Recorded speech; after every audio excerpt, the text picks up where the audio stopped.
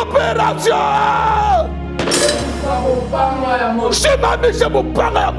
Car le sacerdoce étant changé, il y a nécessairement changement de loi.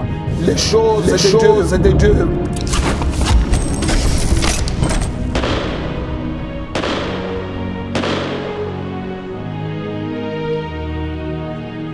Le sacrificateur en fonction.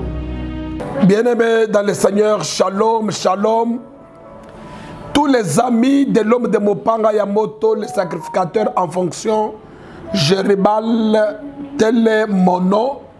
Vous nous suivez partout dans le monde entier. Shalom et bonjour.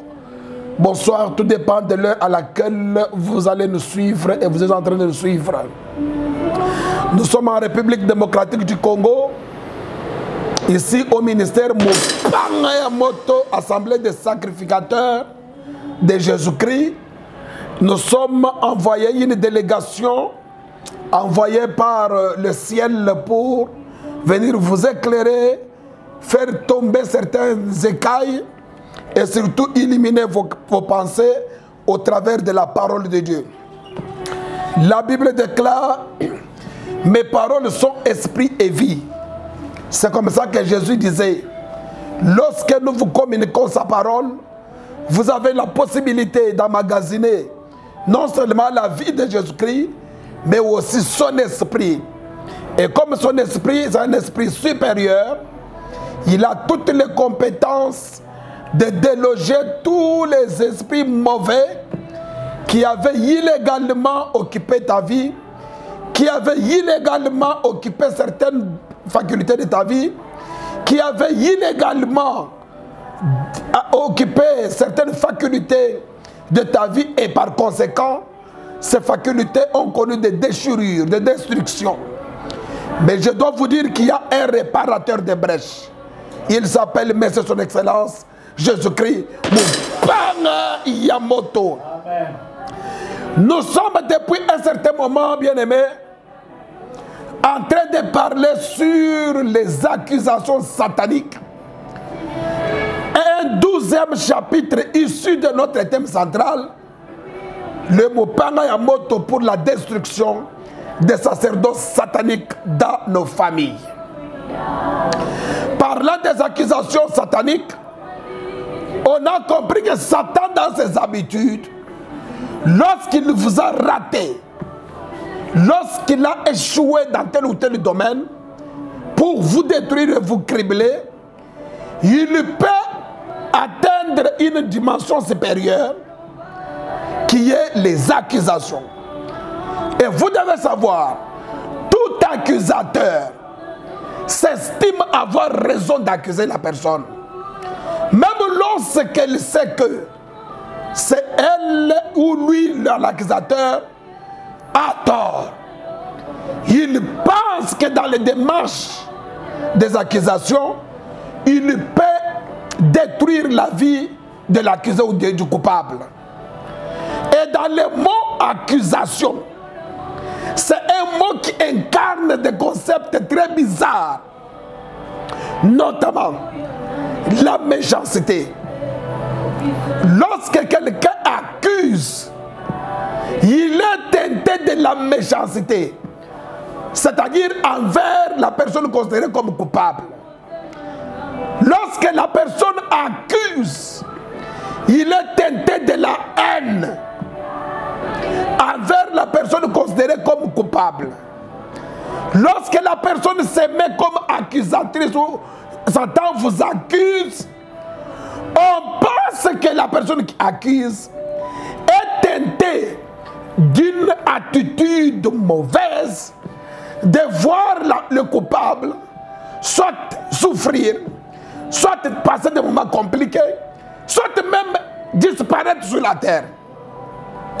Je ne connais pas à quel niveau tu es au niveau de la haine, au niveau tu es victime de la haine. Lorsque tu vois les gens développer la haine contre toi, sachez que vous êtes victime des accusations. Lorsque vous voyez des hommes et des femmes développer des méchancetés gratuites contre ta vie, contre votre vie, mettez en tête que derrière cela, il y a des accusations pour vous condamner.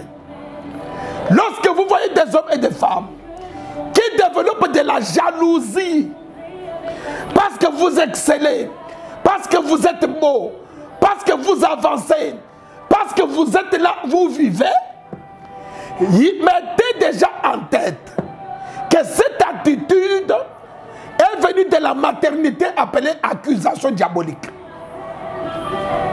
Et dans ces accusations, il y a l'objectif fondamental, c'est de vous voir périr, c'est de vous voir être criblé, souffrir, c'est de vous voir passer des désarrois dans la vie et surtout dans l'angoisse, vivre dans les inquiétudes, mourir même précocement.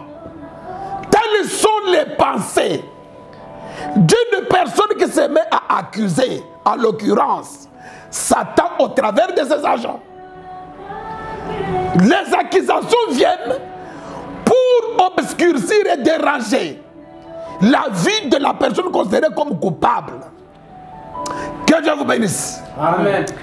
On va nous lire un texte et nous avons dit dans des émissions précédentes que les accusations sataniques connaissent des juxtapositions diaboliques qui convergent vers un accord sous-entendu et surtout appelé les alliances.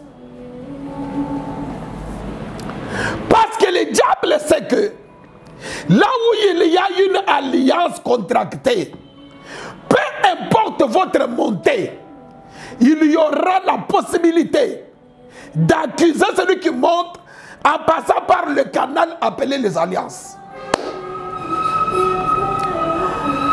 C'est ainsi que les alliances diaboliques dans nos familles deviennent des moyens, des facteurs favorisants pour que le diable se voie en train de nous accuser, de vous accuser pendant que vous allez au travail, pendant que vous dormez, pendant que vous étudiez, pendant que vous êtes en plein voyage, pendant que vous êtes en fête, vous êtes victime de certaines accusations.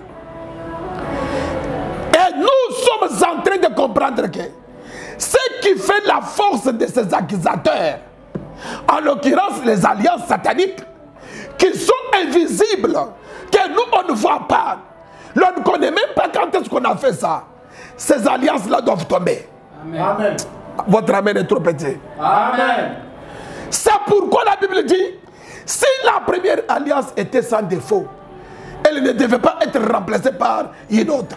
La première alliance de Mont Sinaï a condamné les vies des gens. Et les gens ne le savaient pas. Jésus pouvait nous sauver comme ça. Jésus vient d'abord commencer par annuler la première alliance. Qui donne la force, qui donne le courage au notable gestionnaire des lois de Moïse.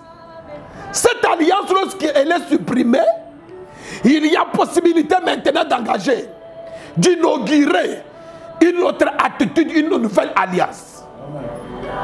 C'est pourquoi la Bible dit, il faut d'abord supprimer la première chose pour accéder à la seconde chose. Amen. La première chose, c'est l'ancienne alliance. Si l'alliance qui venait de Dieu, qui était avec Moïse, a été considérée comme condamnant les gens, quelque chose qui venait de Dieu, ça a condamné les gens, il faut la supprimer, briser ça et inaugurer une autre. Qu'en est-il des alliances de nos familles qui ne venaient pas de Dieu? Qu'en est-il des alliances sataniques qui ne venaient pas de Dieu? C'est celles qui venaient de Dieu de Mont Sinaï. Dieu estime que jeter Dieu dans la colère, ça n'a pas amené le peuple à la perfection. Il faut supprimer ça pour inaugurer autre. Qu'en est-il pour toutes les alliances diaboliques que nous avons trouvées dans nos plateformes de famille? C'est celle qui donne la vie. Parce que celle même de Mont Sinaï, de Moïse, ça pouvait servir un tout petit peu le peuple. Mais ça n'a pas amené le peuple à la perfection. Ça a condamné. Nous sommes à la recherche de toutes les alliances diaboliques de ta famille donné l'impression de rendre service à certains ancêtres, certaines personnes de nos familles, des services seulement immédiats, mais d'autres générations sont détruites. La Bible déclare, c'est la bénédiction de l'Éternel qui enrichit. Elle ne se fait suivre d'aucun chagrin. Mais pourquoi il y a des chagrins dans nos familles? C'est que ces alliances de famille, c'était de mauvaises alliances. Voilà pourquoi, comme nous avons reçu Jésus-Christ comme Seigneur et Sauveur, Jésus n'a pas annulé les alliances de nos familles. Il a annulé l'alliance de Mont Sinaï. Et Jésus nous donne le pouvoir pour que par son nom, toi et moi, nous puissions aussi annuler les alliances de famille. Amen. C'est ça le message. Amen. Je vais vous lire une écriture qui va vous choquer. Même si Blaise ne dit pas Amen, nous allons dire Amen à sa place. Amen. Nous sommes dans Genèse.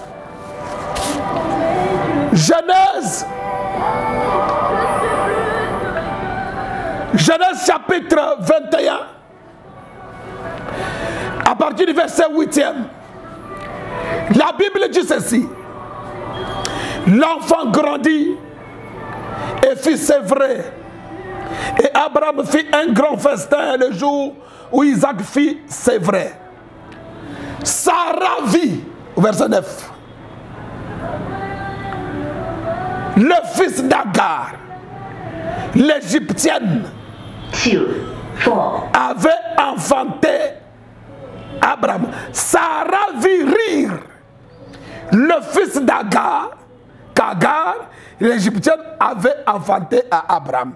Bien-aimé dans le Seigneur, la Bible dit, l'homme aura pour ennemi les gens de sa propre maison. Qui est cet homme-là qui vivait dans une maison où il y avait des ennemis? L'homme dont il est question dans l'ombre, il s'agit d'Isaac. Isaac a trouvé dans sa maison, son père Abraham est là, Sarah est là, Agar est là, et Ismaël est là. Ce sont des gens que nous avons trouvés, qu'il a trouvés dans sa famille.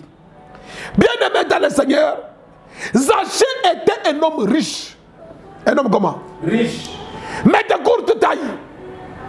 Il vient, il a besoin de voir Jésus. Sa taille l'a trahi. Pourquoi la taille l'a trahi? Parce qu'il y a des géants qui étaient déjà venus avant lui. Et ces géants sont venus comment? Avant lui. Ils sont venus avant lui. Et ils l'ont empêché de ne pas voir ce qui était bien, précieux. Tu as besoin de voir le mariage. Tu as besoin de voir l'argent, la prospérité, la gloire. Mais il y a des gens qui t'ont précédé dans la famille. Ces gens-là sont devenus comme des géants qui t'empêchent de voir ce que toi tu désires. C'est ainsi que tu commences à chercher des astuces. Tu montes sur des sycomores. Aïe, aïe, aïe, aïe, aïe. Tu touches au fétiche.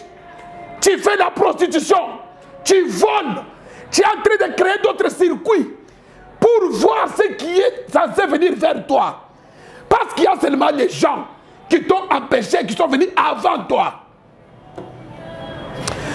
Actes des Apôtres, chapitre 8, dit ceci.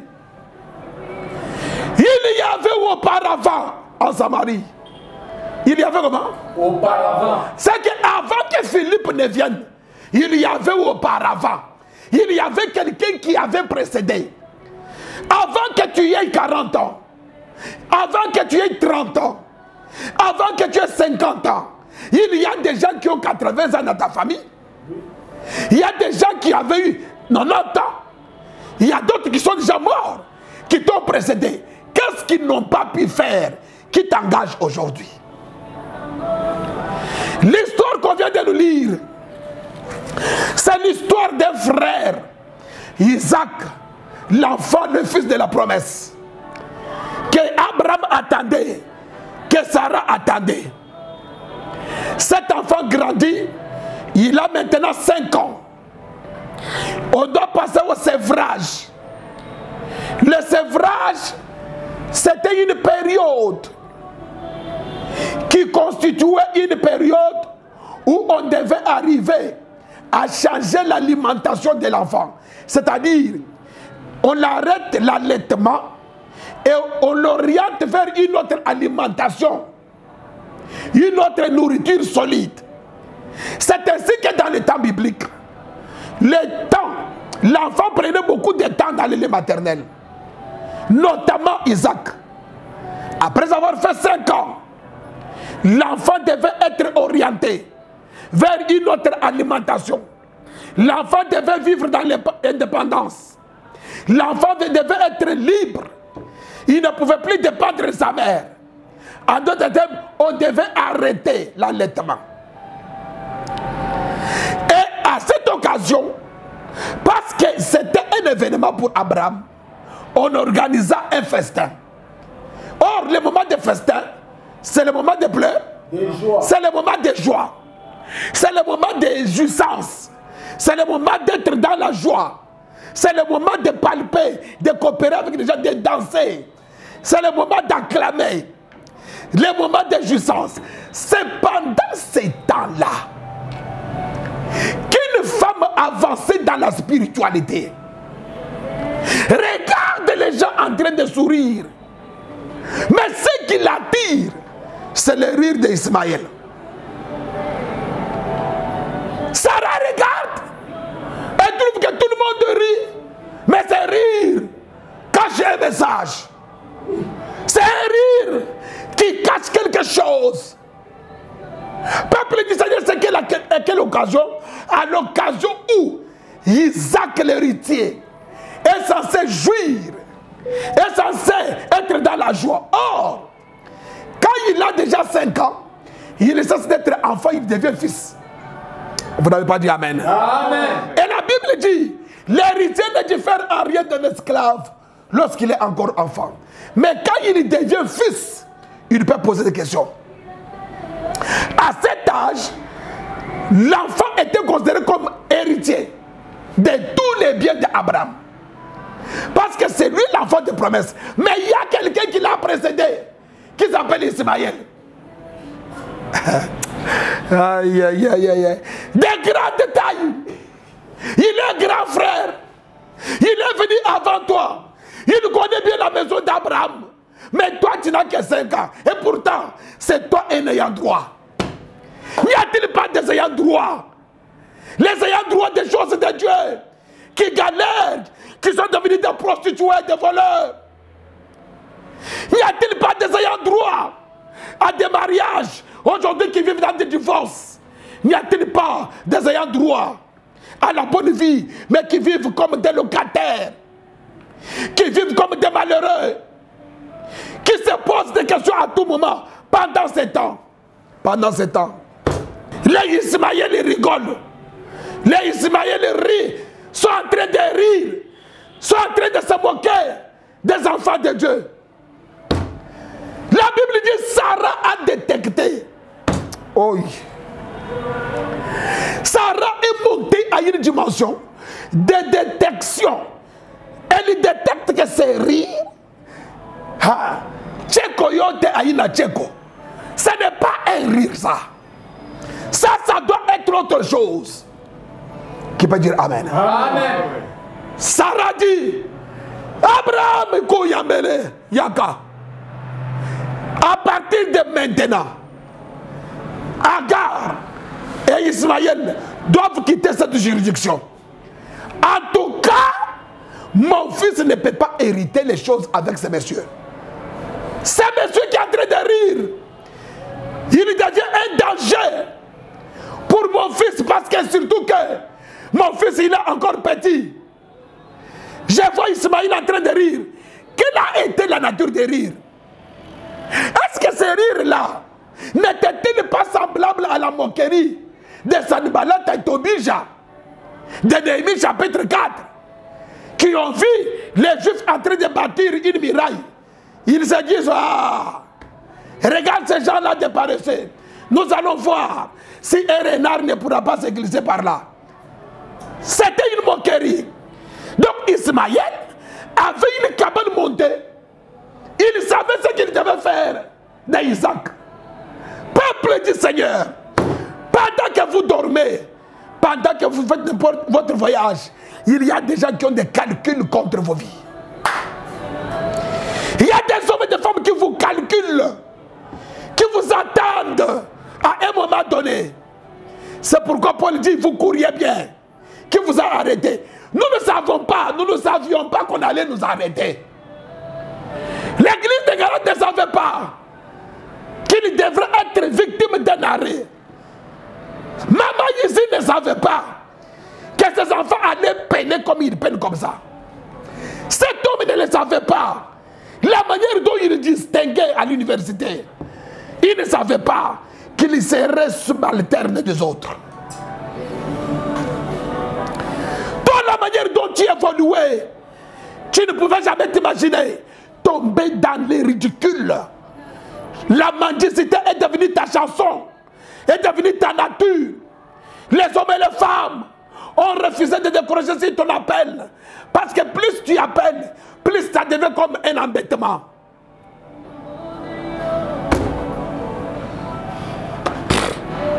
N'y a-t-il pas quelqu'un qui sent qu'il est sous-estimé dans la société? Les accusations diaboliques qui engendrent qui passent par des alliances de famille pour humilier des lions. J'ai déjà vu un lion, ça c'est être un roi dans la forêt.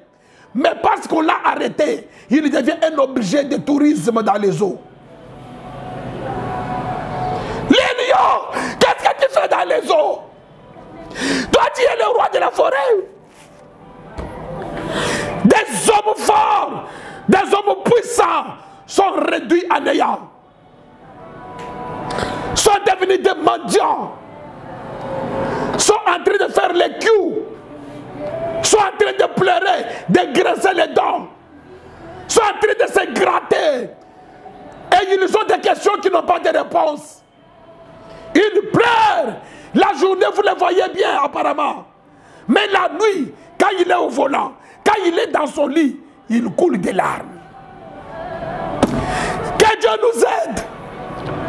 Yakabashite, Rakabakingo. Que Dieu nous aide. Bien aimé pendant ce temps, Isaac ne connaît pas pour Isaac. L'acte qui se pose là, c'est un acte normal. Hein? C'est quelqu'un qui rit. Il y a des actes de papa, maman, qui sont des moyens de transmission de messages. Aïe. Amen. Vous vous estimez, vous pensez que c'est un acte, c'est un rire. Et pourtant, c'est un moyen qui permet aux esprits mauvais de pénétrer ta juridiction. C'est pourquoi tout acte, tout geste qui est utilisé par tes ennemis pour faire entrer la pauvreté, le blocage, des limitations, des maladies, des instabilités dans ta vie, dans ton foyer, sur tes enfants. Acte 1. Peuple du Seigneur, j'ai posé la question à Paul. On peut lire Galates chapitre 4. Olobaki bilakana yoko nazobondela yo. Galates Olobaki Koko Kisango oh oh oh. À partir du verset 22, la Bible dit ceci. Galates chapitre 4, du 22e au 29e verset. La Bible dit, car il est écrit qu'Abraham eut 2 fils, un de la femme esclave et un de la femme libre. Mais celui de la femme de l'esclave naquit selon la chair, et celui de la femme libre naquit en vertu de la promesse. Ces choses sont allégoriques, car ces femmes sont 2 alliances. L'une du mont Sinaï, enfantant pour la servitude, c'est Agar. Car Agar, c'est le mont Sinaï en Arabie. Et elle répond à Jérusalem actuelle qui est dans la servitude avec ses enfants. Mais la Jérusalem d'en haut est libre. C'est notre mère. nous sortons, nous allons verset 8. Pour vous, frères, comme Isaac, vous êtes enfants de la promesse, et de même qu'alors, celui qui était né selon la chair persécutée, celui qui était né selon l'esprit, ainsi en est-il encore maintenant. Peuple du Seigneur, shalom. Shalom. L'apôtre Paul, oh, Justin me donne 5 minutes s'il vous plaît.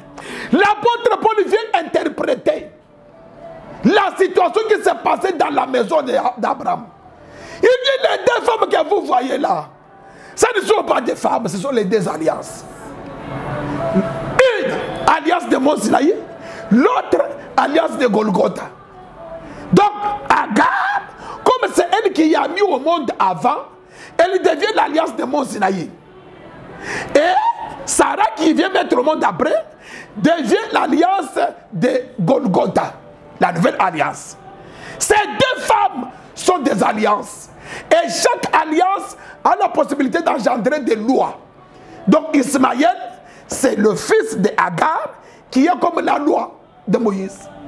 Tandis que Isaac, c'est le fils de la nouvelle alliance qui est comme la grâce. Qui a dit Amen. Amen. La Bible, Paul interprète pour dire que l'acte que Sarah fait de demander à Abraham de chasser ces gens, cet acte-là appuyé même par le Dieu Tout-Puissant, ça n'était pas n'importe quel acte. Parce que les rires qu'orchestrait cet enfant Ismaël n'était pas un rire, c'était une persécution. Donc Isaac, ne sachant pas qu'il était sous la persécution d'Ismaël. Qui est Ismaël? C'est l'enfant d'Agar. Agar, c'est qui d'après Paul? C'est une alliance. C'est que là où il y a des alliances qui sont mauvaises, il y a des persécutions. Amen. Il y a quoi? Il y a des persécutions. Qu'est-ce que c'est la persécution? C'est la poursuite. Mettre quelqu'un mal à l'aise. Instabiliser quelqu'un. Et les persécutions amènent des instabilités. Les persécutions amènent l'angoisse et les inquiétudes. Les persécutions amènent la mort. Mon témoin, c'est Jésus. Un monsieur appelé Saul de Tarse s'est mobilisé pour aller mettre mal à l'aise le peuple de Dieu, le peuple d'Israël, l'église primitive. Jésus apparaît. Il dit des choses comme ça où vous voyez les enfants de Dieu en train de se cacher, en train d'être dans l'inquiétude, en train d'être dans l'angoisse, en train d'être tués. Ça n'a pas un autre mot. Ça s'appelle la persécution. Donc ce qu'Ismaël faisait, c'était toute une persécution qu'il orchestrait envers l'enfant de promesse. N'y a-t-il pas une personne qui a la promesse de Dieu, mais persécutée? Les alliés de ta famille sont en train de te persécuter. On persécuté ta vie financière, ta vie matérielle a manqué de la valeur. Tes enfants sont ridiculisés. Ton pays a connu des lacunes. Ta santé est devenue le matériel didactique des médecins. Wow, lorsqu'on prêche sur les maris et femmes de nuit, tu te retrouves. On parle de blocage, tu te retrouves. Des limitations, tu te retrouves. De tout ce qu'on prêche, tu ne fais que couler des larmes. Tu es sous les persécutions. Tu ne meurs pas, mais tu sens des angoisses. Tu peux nous tromper. Tu peux nous faire semblant. Mais que dit ton cœur? Est-ce que ton cœur est dans la joie? Si ton cœur vit le contraire, tu es sous la persécution des alliances de famille. Opération!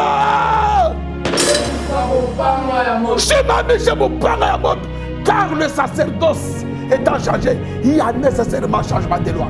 Les choses de Dieu.